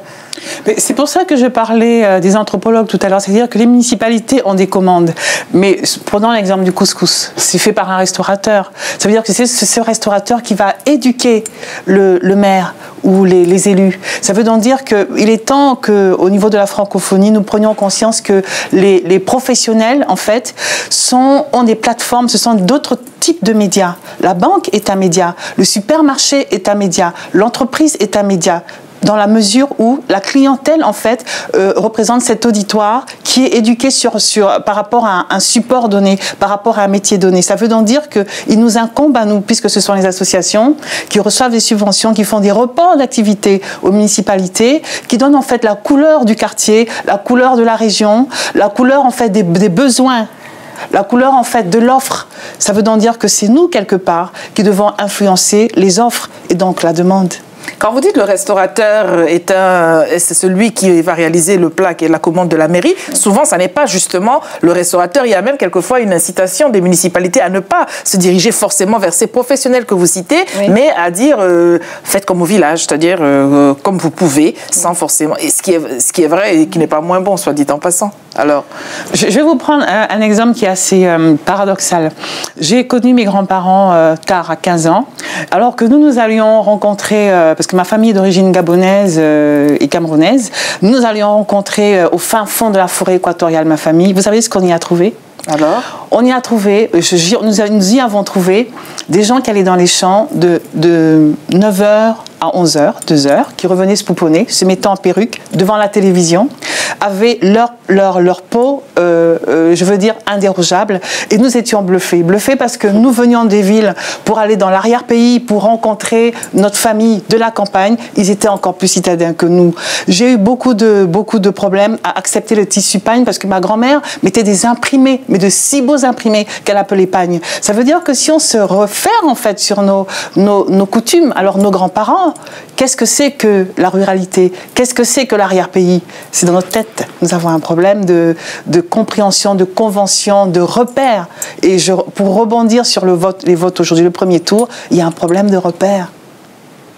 C'est un problème de repères. Il y a un problème de repères, mais est-ce que c'est un problème de repères seulement pour les personnes venues d'ailleurs? C'est peut-être déjà un problème de repères pour les franco-français eux-mêmes. Oui, absolument. C'est-à-dire que le repère signifie la société a évolué. Les besoins sont modifiés. Aujourd'hui, je n'ai plus que le breton ou tout ce que vous voulez, le gaulois comme on le dit, mais j'ai Amadou, j'ai Fanta, j'ai XYZ. Qui est là? Quels sont ses besoins? Qu'est-ce que je lui apporte en fait comme offre? Qu'est-ce que je lui propose aujourd'hui? Pour moi, Marine Le Pen, c'est une femme qui est avocate. On ne le dit jamais. Hein. Donc c'est une femme publique. C'est une femme qui a l'expérience du terrain. C'est quelqu'un qui sait briser les barrières. C'est quelqu'un qui sait sortir de tout ce qui est conservateur. Or, le Front National, en fait, s'est appuyé sur, j'appelle ça un fonds de commerce par rapport à tous ceux qui sont frustrés, qui ne sortent pas. Donc c'est un coucou. Moi, j'ose lancer un appel aujourd'hui. Je lance un appel aux acteurs de la diversité, aux élus de la diversité. Et je dirais aussi à notre cher mentor Séga Doucouré, je lui dis toujours, la diversité a du pain sur la planche. C'est de briser les barrières d'un conservatisme exacerbé pour se dire qu'aujourd'hui, il faut partir du compte de quelque chose de nouveau, tenir compte de tous ces clivages, tous ces besoins. Alors justement, tenir compte de tous les clivages, et nous posions la question à Séga Doucouré dans une autre configuration hier soir, est-ce que la diversité se décline seulement en blanc et en noir? Quand on dit diversité, on pense Afrique, alors que, vous l'avez dit, il y a les Asiatiques. L'élu que vous êtes, est-ce que vous voyez des autres communautés se mobiliser bien plus efficacement que les cousins? Ah oui. Parce que dans notre commune, on a justement le Vietnam. C'est une association assez forte, bien structurée. Du coup, même, ils sont obligés de prendre nos cousins. Mais oui, et ça me... Nos cousins sont sur le... Alors, s'il faut reproduire un schéma qui fonctionne, qu'est-ce qui justifie que dans d'autres communautés, il y ait cette mobilisation qu'on ne retrouve pas ailleurs? Moi, je crois qu'il faut croire à l'autre, avoir confiance à l'autre. On ne peut pas être tous mentors. Il faut qu'il y ait des mentors. Et surtout, il faut que l'Africain comprenne qu'il y a un chef tout le temps. Et si ce n'est pas un chef, il y a quelqu'un qui est né avec ses atouts, un leader avec ses atouts, il faut l'accepter. Il faut l'accepter. Mais on n'accepte pas. Chacun veut être chef. Chacun veut être ceci. On est dans une association. Dès qu'on apporte des idées dans une association, parce que nous n'avons pas le même parcours, on n'est pas des siamois, ça ne va pas. Monsieur, à Paris, bonjour. Allô? Le téléphone est-il grippé? Est-ce que vous nous entendez? Il est parti. Alors, est-ce que la question du leadership serait l'explication pour la communauté africaine notamment? Oui. Oui, absolument. C'est une question de leadership. Il faut dire que la plupart nous sommes issus de sociétés patriarcales. Ça veut donc dire qu'il y a beaucoup de meurtrissures. Et ça veut dire aussi que il y a un sentiment de rébellion qui accompagne chaque petit Africain qui rêve quelque part de recréer son petit lopin. Si vous regardez dans les universités, quand vous demandez à tous les universitaires qu'est-ce que tu veux faire, je vais être chef d'État, je vais aller faire un coup d'État dans mon pays d'origine. Ça ne fonctionne pas, les coups d'État. L'actualité nous le prouve. Oui, d'ailleurs, l'actualité des coups d'État actuels, oubliant que les chefs d'État ne sont que des managers. Ils dirigent des programmes qui leur sont confiés. Ce ne sont pas des leaders. Leaders sur le plan public, si vous voulez. Ça veut donc dire qu'aujourd'hui, toute la question réside sur le leadership. Or, le leadership, donc, si j'ai bien compris ce que vous avez expliqué depuis le début, mesdames, c'est quand même cette aptitude à diriger. Et ça, les femmes, elles en connaissent les rouages, puisque par la force des choses, elles dirigent, elles.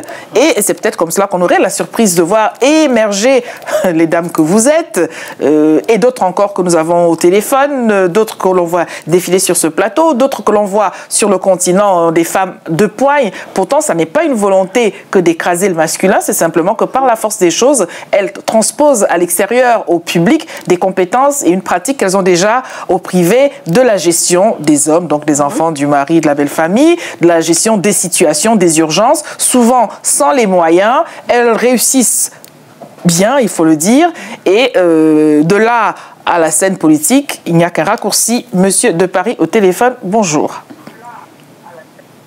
Allô? Oui, allô? Bonjour, monsieur. Oui, bonjour. Vous avez la parole. Ouais, allô, c'est M. Koun à l'appareil. Oui. Bon, je suis en train de regarder votre émission, donc je me suis dit, il faudra que j'appelle. Donc, déjà, je remercie ces deux femmes qui sont là, qui sont en train de parler. Je les remercie pour votre combat, ce qui les encourage aussi. Donc, tout à l'heure, vous avez dit que peut-être les hommes, ils manquent de, je ne sais pas comment, mais je vais vous dire que chez les hommes, ils ne manquent pas de courage. Donc, il y en a aussi des hommes qui ont du courage, qui ont envie de faire tellement de choses. Mais c'est vrai, je vous dire aussi, c'est pas facile. Parce que moi, je suis président d'une association. Oui. Donc, quand je suis arrivé en France, bon, il y a 12 ans, donc quand j'ai regardé les choses comment elles se passent, je me suis dit vraiment, il va falloir faire quelque chose. Donc je pense que tout le monde devrait se poser la question. Donc si on se pose la question, à mon avis, on aura la réponse. Bon, comme vous parlez des Chinois et les Hindous, je regarde comment ils font, je regarde mes frères africains comment ils font. Bon, en fait, moi je suis de Mauritanie. Donc, je me suis dit, il va falloir faire quelque chose. Je regarde mes frères mauritaniens et les Maliens qui sont là. Mais ça, pour eux, c'est des côtés qui sont un peu handicapés, je veux dire au niveau de l'alphabétisation. Donc, la plupart des gens qui sont là, pour moi, leur défaut, c'est des gens qui n'étaient pas inscrits. Donc, c'est pour cette raison-là, je me suis dit, là, il va falloir que j'écris une chanson pour pouvoir sensibiliser ces gens-là. Donc, Merci, monsieur. Alors, est-ce que, on parlait de la communauté asiatique, monsieur nous dit, regardez les hindous, actifs aussi? Mais oui, ils sont actifs. Les hindous, ils sont actifs. Faut-il donc briser le schéma, ce mauvais souvenir qu'on aurait gardé du patriarcat, qui ferait que ici, tout le monde, avec de la frustration d'antan, voudrait devenir chef de village, chef de tribu, 50 autres années avant que la communauté n'avance? Oui, absolument. J'ai encore une autre anecdote qui dit que quand nous étions étudiants en archi, alors que nous, Parisiens, nous allions vers les gros cabinets pour pouvoir être des stagiaires rémunérés, les Asiatiques, en fait, rémunéraient les cabinets d'architecture pour pouvoir avoir de l'expérience. Et ils ont tout photographié sur nous. Aujourd'hui, sous nos yeux, ce n'est pas historique, c'est contemporain. Ils ont le monopole, en fait, des stratégies économiques. Nous avons tellement à apprendre. Ça veut dire, sommes-nous curieux? C'est la curiosité. Être innovant, devons être innovant, curieux. Ça veut dire prendre les devants. Ça veut dire sortir de sa réserve. Ça veut dire avoir un esprit conquérant, un esprit d'aventure. C'est tout simplement cela. Hein. Alors, les femmes dans tout cela, je disais tout à l'heure que par la force des choses, elles ont un savoir-faire en leadership, en management. Est-ce que c'est réel? Je pose la question donc à la professionnelle que vous êtes. Est-ce que vous pensez qu'elles ont une longueur d'avance sur ce registre-là? Oui, absolument. Elles ont une intelligence managériale intrinsèque. Ça veut dire que naturelle. Parce qu'elles sont nées femmes, elles l'ont, ou est-ce que parce qu'elles sont femmes, elles ont une pratique de certaines choses qui leur donnent cette compétence? Elles ont la pratique donc déjà du mari à gérer, des enfants à gérer, de la belle famille à gérer, des amis à gérer, qui sont souvent des gens qu'on n'apprécie pas, qu'on n'aime pas, et qu'on doit mettre à l'aise. On doit recréer de nouveaux univers. Puis il y a l'école, il y a les maîtresses, il y a les programmes, il y a le système éducatif. En fait, la femme est au quotidien soumise à l'organisation. Ça veut donc dire qu'une femme qui rentre en entreprise, contrairement à ce que l'on dit, elle ne peut pas simplement attendre d'être investie, nommée dans un CA. Ça veut dire que c'est une femme qui est appelée à créer avoir des initiatives privées, à créer des entreprises. Ça veut donc dire qu'il faudrait que les femmes de la diversité prennent conscience que c'est elles qui gouvernent. La femme gouverne et l'homme règne. La femme, c'est l'ingénieur, c'est le cerveau. C'est elle, en fait, qui a la science nécessaire, adaptée au terrain, parce qu'elle est au contact avec les autres. La femme gouverne.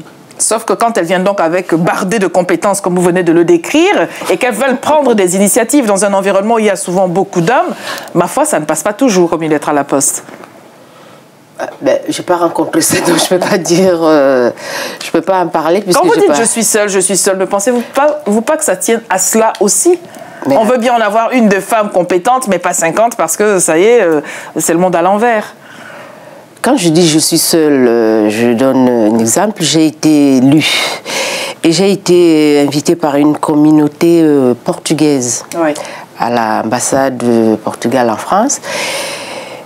Et j'ai été surpris de savoir que dedans, tous ceux qui ont été élus en même temps que nous, dans la France, l'ambassadeur les a réunis tous. Tous, ils connaissaient tous les sortissants, tous ceux qui ont été élus, j'étais là. Et avec leurs enfants, leurs enfants, tout. Donc, ce qui fait que déjà, ils ont une force entre eux. Je suis élu adjoint au maire à la culture, à la coopération décentralisée, jumelage, tourisme. Qu'est-ce que c'est? Je connaissais rien. Donc, je suis dans une élection où nous sommes quand même 36 élus et seul, je me bats. Tandis que eux, dans une commune de telle à telle, de Nice en Bretagne, ils sont là. Donc, ils ont déjà une force entre eux. Et ceux qui ont été élus avant, ceux qui sont élus maintenant encore. Et déjà, cette énergie, ça nous manque. Je suis restée comme ça. Je me suis dit, oh, qu'est-ce que c'est que ça? Alors, d'où nous sortons, nous? Pourquoi on n'a pas ça? Pourquoi nous n'avons pas ça? Donc, il y a une communication énorme, il y a même à nos niveaux, au pays de nos gouvernants, il manque quelque chose, quoi. Il manque quelque chose. Alors, les générations au-dessus, j'allais dire les générations anciennes, je ne voudrais pas les vexer, les générations au-dessus vont-elles accepter de fonctionner différemment? Mais oui, je pense qu'il s'agit aussi de relever quelque chose qui est très drôle. C'est que finalement, les études et l'école, ça demeure quelque chose de livresque en fait. Nous ne nous sommes pas rendus compte que les métiers, c'est un outil. Donc lorsqu'on a un positionnement, nous avons un outil qui nous permet de construire quelque chose. Alors par rapport aux aînés, les aînés sont-ils conscients du fait qu'ils sont des institutions à part entière? Pardonnez-moi, je voudrais vous emmener en Iran avant qu'ils ne repartent. Et je vous redonne la parole. Bonjour, monsieur. Bonjour. Nous vous écoutons. Oui, je suis M. Tchakounté, j'appelle d'Iran, je suis camerounais. Oui. Bon, j'ai pris l'émission en cours, mais à suivre le débat, puisqu'on parle de repères, je pense que les Africains ont perdu leur repère. Parce que quand on parle d'Africains vivant en Europe, ils sont plus fiers de vivre en Europe qu'en Afrique. Mais ils ne savent pas ce qu'ils ont plus à faire en Afrique qu'en Europe. Et comme dit un adage, un morceau de bois tombé dans l'eau ne deviendra jamais un poisson. Nous aurons beau imiter les Européens, nous ne serons jamais Européens. Je soutiens entièrement Mme Marine Le Pen, parce que quelque part, elle nous fait comprendre que nous devons rentrer construire nos pays. L'Afrique. Aussi, elle nous fait comprendre que nous ne pouvons pas venir nous imposer dans un pays qui ne nous appartient pas. Parce qu'en fait, la charité bien ordonnée commence par soi-même. Je remercie Télésuite parce que vous faites beaucoup de choses.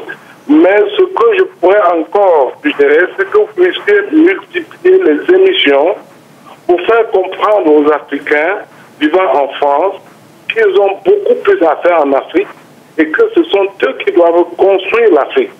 Ce n'est pas les Européens qui devront venir construire l'Afrique pour nous. Les Européens sont puissants aujourd'hui, pourquoi?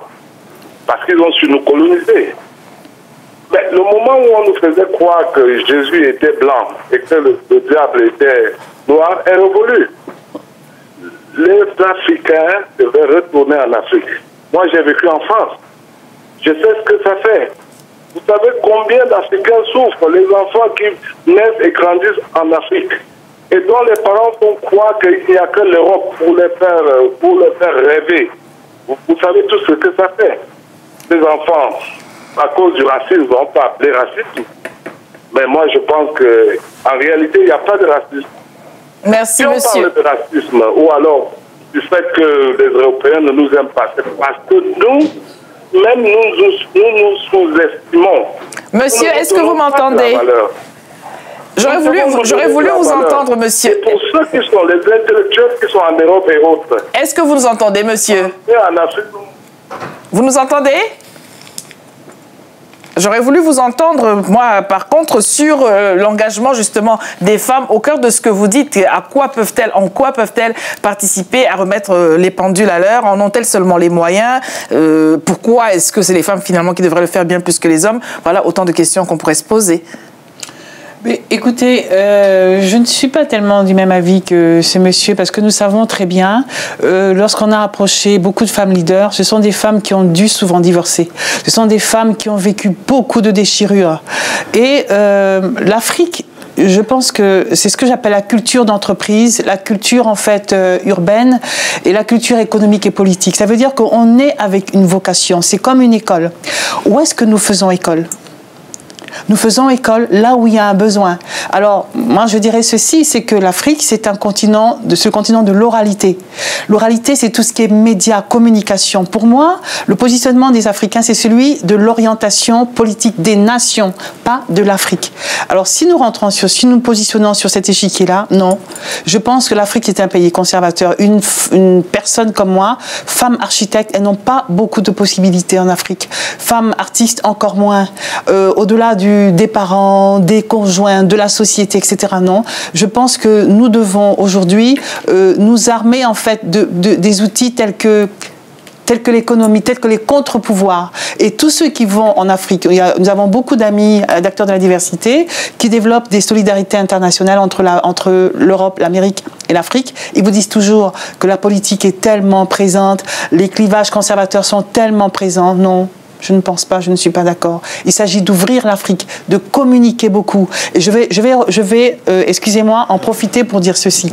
En tant qu'expert en industrie culturelle, les cinéastes ont loupé le coche en Afrique par rapport au Burkina, comment est-ce qu'on appelle ça, le festival du FESPACO. Hollywood a pris son essor parce qu'au lendemain des guerres, en fait, l'économie ne décollait pas. Et en fait, les réalisateurs, les producteurs, de connivence, en synergie avec les économistes, se sont appuyés sur des modèles de société pour relancer l'économie et insuffler dans chacune des familles un standing de vie. Et les cinéastes n'ont pas fait leur travail. Les journalistes africains sont très politisés. Qu'en est-il des contre-pouvoirs? au niveau des sciences, au niveau sur le plan médical, etc., etc. Il y a beaucoup, beaucoup de travail en Afrique. C'est un grand chantier. Madame à Savigny-sur-Orge, bonjour. Allô? Bonjour madame. Oui, bonjour madame. Voilà, mais si j'interviens à votre émission, c'est parce que je trouve que si nous sommes en France ici, c'est parce que la France est à l'origine de nos problèmes en Afrique. Ils nous amènent le coup d'État, ils sont à l'origine parce que je suis de Brazzaville, moi. Moi, je suis ici comme réfugié. Moi, j'ai travaillé en France, au Congo, j'étais infirmière. Maintenant, si je me suis trouvée ici, c'est parce qu'il y a eu la guerre, j'ai tout perdu. Parce que c'était les Français qui étaient à l'origine, c'est pour ça que je suis venue en France. Sinon, je n'allais pas venir en France ici. Pour faire quoi? On est mieux chez nous en Afrique. Donc, vraiment, je trouve que les Français sont à l'origine de nos problèmes. Donc, il faut qu'ils fassent tout. J'espère que François Hollande va faire tout pour arranger le problème de l'Afrique. Parce que l'Afrique est quand même, l'Afrique a tout. Il a tout. Hein? Il a tout. Mais ici, là, moi, j'ai travaillé dans une clinique. Ils sont tellement racistes. Ils veulent pas nous voir les Noirs. Je travaille bien. Mais eux, ils trouvent que je travaillais pas bien. Et ce sont des paresseux d'abord, les Français.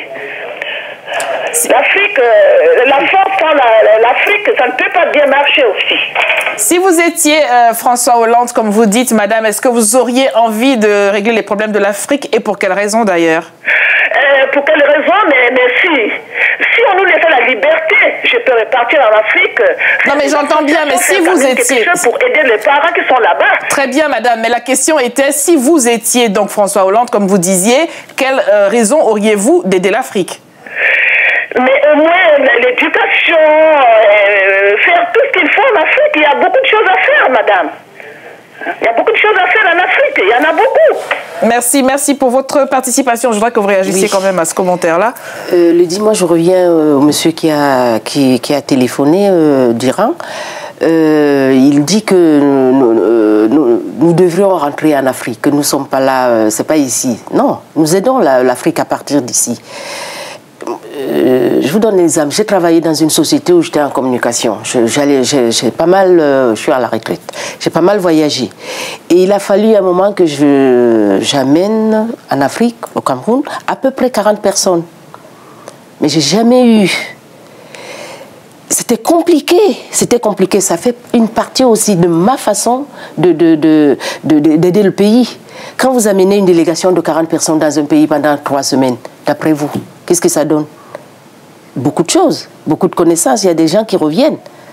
Il y a la coopération, il y a tout. Il y a l'argent, il y a les dépenses, il y a l'économie. J'ai jamais eu accès, on m'a jamais donné la possibilité d'amener. Et je suis frustrée. Je suis partie à la retraite et j'ai jamais amené 40 personnes chez moi, alors que j'ai fait tous les pays. Qu'est-ce que vous voulez qu'on fasse? On veut bien aider, mais on ne peut pas tous. Et parlons d'Afrique, de ce monsieur. Moi, j'ai été au pays, je suis en vacances, je vais au Cameroun, je suis camerounaise. Je pars au Cameroun, je parle à un jeune. Bonjour en camerounais. Son père me dit, ah, mais il ne parle pas camerounais. Qu'est-ce qu'on peut faire? Si mes enfants parlent camerounais, les siens au pays ne parlent pas camerounais, comment on peut faire? Ils ne parlent pas camerounais, ne les parlent pas camerounais.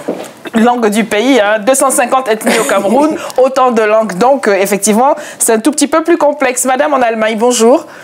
Oui, bonjour, vous Lydie, et puis bonjour à vos invités sur le plateau. Moi, j'aimerais intervenir sur 2 points. Premièrement, j'aimerais soutenir la docteure architecte qui a dit que vraiment l'Afrique est un grand chantier. C'est vraiment un grand chantier et les problèmes de l'Afrique sont très complexes. Mais surtout, nous les Africains, nous ne devons pas baisser les bras en nous disant que le chantier est tellement grand, parfois on ne voit pas par où commencer. C'est vrai, je pense qu'en ce qui concerne les femmes, citoyens, acteurs dans la société, les problèmes chez nous, ce sont souvent les contre-valeurs que nous avons dans nos cultures. C'est vrai, on parle de la promotion de la culture africaine, mais ce sont ces contre-valeurs où la femme ne peut pas vraiment émerger et évoluer. Souvent, c'est à cause des pesanteurs sociales. Il y a beaucoup d'épésanteurs sociales qui font que c'est vraiment très difficile. Moi, je suis une femme. Je vis ici en Europe. Effectivement, je viens de l'Afrique. Mais si j'essayais de comparer ce que je suis en train de faire ici, tel que je suis en train de le vivre ici, le pouvoir le ramener dans un contexte purement africain, c'est vrai que ça sera beaucoup plus difficile, mais c'est pas une raison de pouvoir baisser les bras. Et je pense que nous, les femmes, nous devons d'abord nous lever contre ces contre-valeurs. Ces contre-valeurs qui viennent parfois de nos coutumes et de nos traditions. Je donne un exemple, par exemple, une femme qui est enceinte, qui doit aller travailler, si elle explique par exemple à son mari en Afrique que je dois aller travailler comme toi, nous devons nous partager la garde des enfants à la maison. Je sais qu'en Afrique c'est un sujet tabou. C'est tout le monde qui se mêle. Il y a les beaux-parents, il y a même ses propres parents qui lui disent mais c'est quelle éducation que tu as reçue. Pendant que ce sont des choses qui sont normales. Si nous les femmes nous devons vraiment nous lever. C'est pourquoi parfois les femmes nous devons apprendre à taper le coup de poing sur la table. C'est là est très très très important. Il y a une question que vous avez posée à la dame qui a appelé auparavant pour lui demander pourquoi François Hollande aurait-il intérêt à pouvoir aider l'Afrique. Je sais que il ne le fera pas, mais il a quand même intérêt à pouvoir le faire pour limiter la vague de l'immigration. C'est vrai qu'on parle de problèmes de guerre, mais il faut voir la réalité en face. L'immigration africaine, c'est plus un problème économique qu'un problème, peut-être que je peux dire politique. C'est vrai qu'il y a aussi des problèmes politiques, un problème politique. Moi, personnellement, je ne suis pas contre de toutes les idées de Marine Le Pen. Voyons, si l'Afrique est mieux, on est mieux que ses choix, que ce soit. Si chez nous, ça allait très bien, si chez nous, les choses avançaient, je ne pense pas qu'il y aurait une telle vague d'immigration des Africains qui viennent pour chercher peut-être soi-disant la bonne vie ici en Europe. Merci pour votre intervention, madame. Nous allons terminer donc sur ces pesanteurs sociales. On regarde tout ce qui a été dit depuis le début de cette émission. Est-ce que les pesanteurs sociales donc vont pouvoir être levées par qui, comment et quand pour qu'enfin les femmes puissent vraiment avancer dans cela, puisque quand les femmes avancent, on le constate bien, le reste de la famille suit. Oui, je dirais ceci. Moi, je lance un appel à 1000 femmes leaders. Et je leur propose qu'ensemble, qu'elles soient étudiantes, qu'elles soient professionnelles, qu'elles soient associatives, qu'elles soient chefs d'entreprise, je leur propose que nous nous rejoignions sur ce terrain, qu'ensemble nous puissions rebâtir la France, l'Afrique, les mondes, que nous puissions en fait apporter à un univers qui est parfois machiste, une autre façon de faire les choses. C'est-à-dire, on a beaucoup parlé des promotions canapé, mais promotion canapé, c'est un homme qui est frustré. Et si les femmes apportaient donner le là différemment. Un autre type de promotion. Un autre type de promotion. Vous avez la parole pour finir, madame. Oui, moi je suis d'accord aussi pour qu'il y ait 1000 ou 2 millions de femmes qui se soulèvent, qui s'unissent, qui soient rapporteuses de ce que nous pouvons faire pour bâtir l'Afrique. Je suis partante. Je serai même leur mamie arrière, derrière, mais pourvu qu'elle soit devant. Si ça peut évoluer, si ça peut avancer, je suis partante. Merci à toutes les deux d'avoir accepté de venir participer à cette émission, à participer à la reconstruction d'un monde meilleur. Si vous voulez participer, vous aussi, on a quelqu'un au téléphone, me dit-on. Monsieur, bonjour. Non, on n'a personne au téléphone. Si vous voulez être invité dans cette émission, adressez vos messages à l'adresse qui s'affiche sur votre écran, ladyvousécoute@telesud.com. À cette adresse aussi, si vous voulez rentrer en contact avec nos invités du jour, c'est en leur adressant des messages par notre canal. Je voudrais quand même en profiter, moi, pour lancer un message à Monsieur Doucouré que vous avez nommément cité. Une dame bien comme il faut, avec le profil que vous avez décrit, qui voudrait avoir un logement bien meilleur encore pour pouvoir faire toutes ces choses, tout ce monde que vous voulez reconstruire. Pensez aussi, lorsque vous recevrez les mails que nous vous redirigeons, à y apporter des réponses positives. Un message aux hommes quand même, hein, pour finir, vous avez parlé au monde entier, mais j'aimerais que vous parliez aux messieurs. Ce sera le mot de la fin pour chacune. Alors, aux hommes nommément dans cette dynamique. Mais aux hommes, ils sont parmi nous. On les a jamais. On peut pas les mettre de côté. Moi, personnellement, les hommes, c'est mon père, mes frères, mes fils, mon mari. Tiens, parlons-en. À mon mari. Bon. Qui ne dit rien quand vous travaillez jusqu'à 2 heures du matin au bureau. Au bureau de m'apporte. Donc, au contraire, qu'ils nous rejoignent. On ne peut rien faire sans eux. Ils sont là. On fait, mais il faut qu'ils soient là. Alors, pesanteur sociale, adressons-nous aux hommes, qu'est-ce qu'on leur dit? Moi, je dirais aux hommes, devenez donc ces stratèges des nations. Ces stratèges dont les nations ont besoin pour pouvoir rassurer les jeunes, pour pouvoir accompagner les femmes, pour pouvoir régner, c'est-à-dire avec votre sceptre, ouvrir les territoires et nous donner l'opportunité de dire que le monde est riche de tellement de ressources. Ensemble, nous y arriverons. Ensemble avec vous qui avez été présents au cours de cette émission. Merci pour votre fidélité à nos programmes. Je vous donne rendez-vous dans notre édition de demain. Et d'ici là, vous l'avez entendu, engagez-vous, qui que vous soyez, quelles que soient les circonstances dans lesquelles vous vivez. Vous pouvez faire quelque chose, vous pouvez changer le monde, votre monde. Au revoir, à demain.